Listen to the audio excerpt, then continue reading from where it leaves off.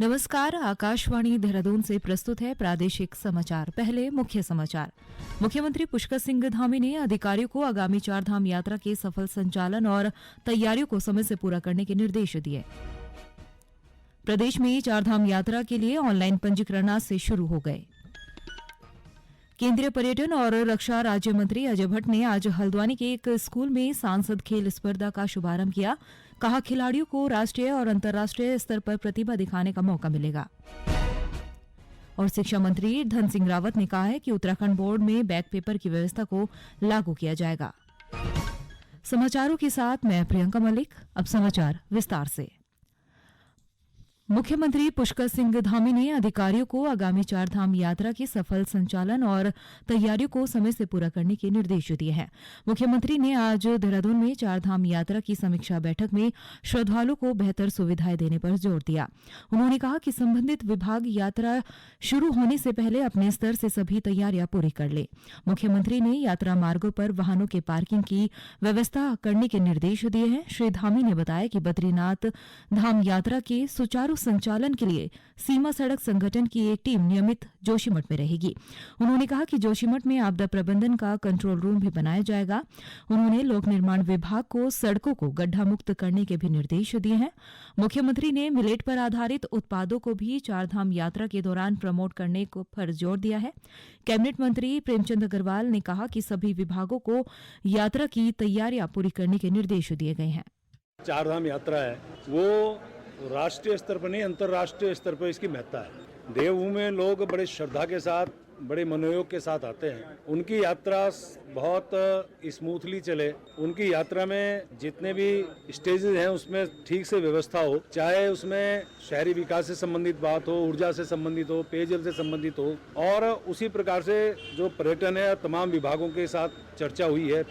PWD मुख्य इसमें भूमिका उसकी रहती है। अंतोगत्वा एक विषय निकल के आया कि सभी विभाग इसमें अपना रोल अदा करेंगे। बद्री केदारनाथ मंदिर समिति के अध्यक्ष अजेंद्र अजय ने कहा कि यात्रा शुरू होने से पहले सभी व्यवस्थाएं पूरी कर ली जाएंगी। भारी संख्या में इस वर्ष भी श्रद्धालुओं तीर्थयात्रियों के आने की उम्मीद है, तो उसको लेकर के जो प्रदेश सरकार है उसके स्तर से, जिला प्रशासनों के स्तर से लगातार तैयारियां की जा रही है। बद्रीनाथ केदारनाथ मंदिर समिति के स्तर से जो भी अब तक तैयारियां की गई, जो भी कार्य योजनाएं तैयार की गई, उनको लेकर के आज माननीय मुख्यमंत्री जी के समक्ष सभी विभागों ने, सभी एजेंसियों ने अपना प्रेजेंटेशन दिया और उसमें माननीय मुख्यमंत्री जी द्वारा जो भी आवश्यक निर्देश थे, जो भी अगर कहीं पर किसी प्रकार की कोई कमी बेसी रह गई हो, उसको लेकर के माननीय मुख्यमंत्री जी द्वारा निर्देशित किया। प्रदेश में चारधाम यात्रा के लिए ऑनलाइन पंजीकरण आज से शुरू हो गए हैं। चारधाम यात्रा पर आने वाले तीर्थ यात्रियों के लिए इस बार 2 महीने पहले ही ऑनलाइन पंजीकरण शुरू कर दिए गए। ये पंजीकरण अभी केदारनाथ और बद्रीनाथ धामों के लिए किए जा रहे हैं। तीर्थ यात्री अपना पंजीकरण registration@touristcare.uk.gov.in पर जाकर कर सकते हैं। इसके बाद आपको रजिस्टर लॉगिन पर जाकर नाम, पता, फोन नंबर समेत अन्य जानकारी देकर पंजीकरण किया जा सकता है। श्रद्धालु व्हाट्सएप नंबर 8394833833 पर भी पंजीकरण करा सकते हैं। इसके अलावा चारधाम यात्रा के लिए एक टोल फ्री नंबर 01351364 भी जारी किया गया है। वहीं यात्री टूरिस्ट केयर उत्तराखंड ऐप को डाउनलोड कर चारधाम यात्रा के लिए पंजीकरण करा सकते हैं। गौरतलब है कि गंगोत्री और यमुनोत्री धामों के लिए रजिस्ट्रेशन कपाट खुलने की तिथि तय होने के बाद ही किए जाएंगे। प्रदेश सरकार ने यात्रियों की सुविधा के लिए इस वर्ष पंजीकरण व्यवस्था को अनिवार्य किया है। राज्यपाल गुरमीत सिंह ने कहा है कि प्रदेश की जड़ी बूटियां और मसाले राज्य की अर्थव्यवस्था की मजबूती का जरिया बन सकते हैं। आज देहरादून में राज्यपाल ने बताया कि प्रदेश के विभिन्न क्षेत्रों में 650 प्रगतिशील किसानों के साथ मिलकर नवीनतम कृषि तकनीकों के माध्यम से ठेके पर खेती की जा रही है। राज्यपाल ने कहा कि इस कार्य के लिए किसानों के साथ ही स्वयं सहायता समूहों और पूर्व सैनिकों को भी इससे जोड़ा जाना चाहिए। उत्तराखंड लोक सेवा आयोग की 23 से 26 फरवरी के बीच होने वाली राज्य सिविल प्रवर अधीनस्थ सेवा मुख्य परीक्षा में शामिल होने के लिए अभ्यर्थी परिवहन निगम की बसों में निःशुल्क यात्रा कर सकेंगे।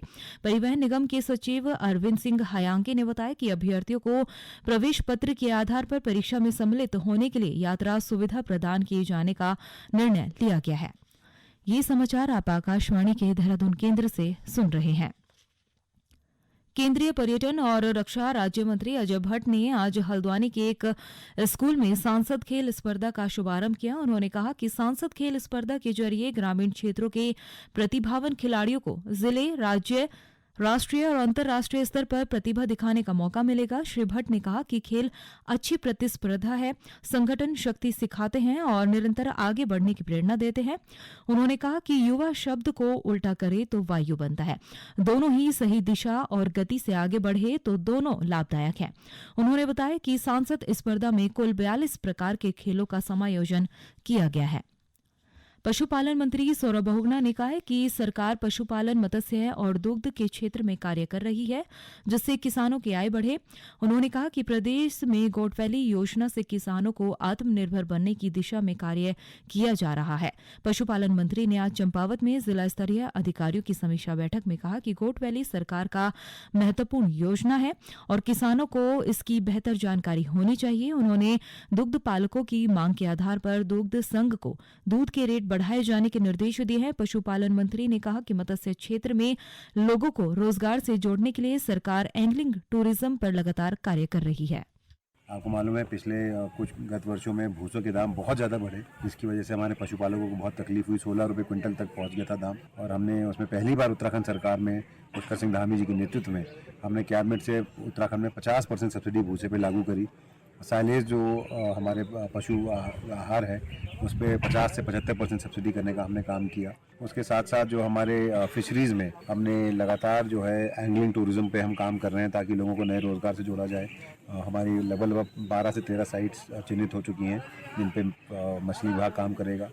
हमने एनिमल हस्बेंड्री जो हमारा दुग्ध विकास है उसमें आंचल के नए कैफ़ेज खोलने की हमने बात करी। पहला कैफ़े देहरादून में हमारा खुल गया है। 53 कैफ़ेज खोलने हैं उत्तराखंड में ताकि हमारी विजिबिलिटी बढ़े, लोगों को रोज़गार मिले और आंचल जो है पब्लिक के बीच में और। शिक्षा मंत्री धन सिंह रावत ने कहा है कि उत्तराखंड बोर्ड में बैक पेपर की व्यवस्था को लागू किया जाएगा। आज ये जानकारी देते हुए शिक्षा मंत्री ने बताया कि अन्य बोर्डों की तर्ज पर उत्तराखंड बोर्ड से 10वीं और 12वीं की परीक्षा भी कम अंक आने पर छात्र छात्राओं को पास होने का मौका दिया जाएगा। उन्होंने कहा कि किसी विषय में कम अंक आने पर छात्रों को फेल नहीं किया जाएगा। शिक्षा मंत्री ने बताया कि उत्तराखंड शिक्षा विभाग अब बोर्ड परीक्षाओं में भी इस नियम को लागू करने पर विचार कर रहा है और जल्द ही यह प्रस्ताव कैबिनेट बैठक में लाया जाएगा। अल्मोड़ा पिथौरागढ़ सांसद अजय टम्टा ने बजट पर चर्चा कार्यक्रम के तहत लोगों से चर्चा की। इस दौरान उन्होंने कहा कि यह बजट अमृतकाल का देश का पहला बजट है जो हर वर्ग के लिए महत्वपूर्ण है। उन्होंने कहा कि प्रधानमंत्री नरेंद्र मोदी के कुशल नेतृत्व के विजन से भारत तेजी से आगे बढ़ रहा है। बुनियादी ढांचे के विकास पर जोर दिया जा रहा है। सप्तऋषि के रूप में समावेशी विकास, अंतिम छोर पर बैठे व्यक्ति तक पहुंचाना, क्षमताओं को आगे बढ़ाना, हरित विकास, युवा शक्ति का विकास इस बार के बजट में सम्मिलित किया गया है। उन्होंने कहा कि भारतीय अर्थव्यवस्था दुनिया की 5वीं सबसे बड़ी अर्थव्यवस्था बन गई है। G20 की अध्यक्षता मिलने से देश की ताकत भी दिखाई दे रही है। देश में बैठकें चल रही है, प्रदेश में बैठकें होनी है और इसका लाभ हमारे देश के लोगों को मिलेगा। इससे पहले श्री टम्टा भाजपा नगर कार्य समिति की बैठक में शामिल हुए और कार्यकर्ताओं से देश हित में कार्य करने की अपील की है। उत्तरकाशी के मुख्य विकास अधिकारी गौरव कुमार ने जिले में संचालित विभिन्न योजनाओं की समीक्षा बैठक की। विकास अधिकारी ने मुख्य अधिकारियों को प्रधानमंत्री ग्रामीण सड़क योजना विभाग को निर्माण कार्यों को जल्द पूरा करने के निर्देश दिए। साथ ही पेयजल निगम को भी पाइपलाइन को जल्द ठीक करने को कहा है। उन्होंने पर्यटन, अर्थ व संख्या विभाग, उद्योग और रेशम को आवंटित धनराशि जल्द कार्यदायी संस्थाओं को हस्तांतरित करने के निर्देश दिए ताकि निर्माण कार्यों में तेजी लाई जा सके। उन्होंने लोक निर्माण विभाग के 5 डिवीजनों को कार्यों में तेजी लाने और आवंटित धनराशि को जल्द व्यय करने के निर्देश दिए हैं। भारत और सिंगापुर में संयुक्त डिजिटल भुगतान प्रणाली का शुभारंभ कर दिया गया है। ये प्रणाली दोनों देशों के नागरिकों को तीव्र और आसान गति से लेन-देन की सुविधा प्रदान करेगी। भारत का यूनिफाइड पेमेंट इंटरफेस यूपीआई और सिंगापुर के पे नाउ ने लेन-देन को सुगम बनाने के लिए एक समझौता किया है। इस अवसर पर प्रधानमंत्री नरेंद्र मोदी ने कहा कि इससे दोनों देशों को तत्काल और कम खर्च में धनराशि के अंतरण में मदद मिलेगी। उन्होंने कहा कि अन्य लोगों के अलावा पेशेवर और विद्यार्थी इस भुगतान प्रणाली का लाभ उठा सकेंगे। और अंत में मुख्य समाचार एक बार फिर।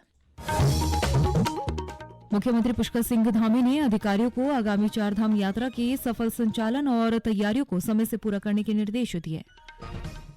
प्रदेश में चारधाम यात्रा के लिए आज से ऑनलाइन पंजीकरण शुरू हो गए। केंद्रीय पर्यटन और रक्षा राज्य मंत्री अजय भट्ट ने आज हल्द्वानी के एक स्कूल में सांसद खेल स्पर्धा का शुभारंभ किया। कहा, खिलाड़ियों को राष्ट्रीय और अंतर्राष्ट्रीय स्तर पर प्रतिभा दिखाने का मौका मिलेगा। और शिक्षा मंत्री धन सिंह रावत ने कहा है कि उत्तराखंड बोर्ड में बैक पेपर की व्यवस्था लागू की जाएगी। इसी के साथ प्रादेशिक समाचार समाप्त हुए। नमस्कार।